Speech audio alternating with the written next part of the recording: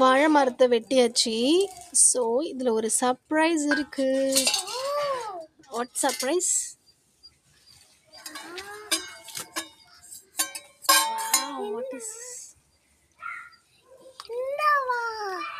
வாழை மர தண்ணி ஊறி இருக்கு. எஸ்.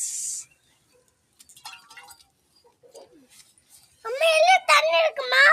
ஏயா இல்ல வெட்டு.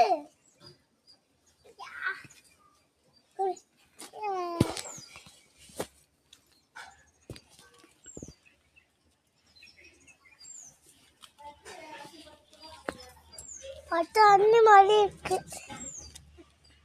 எனக்கு என்ன சர்ப்ரைஸ் பாருங்க.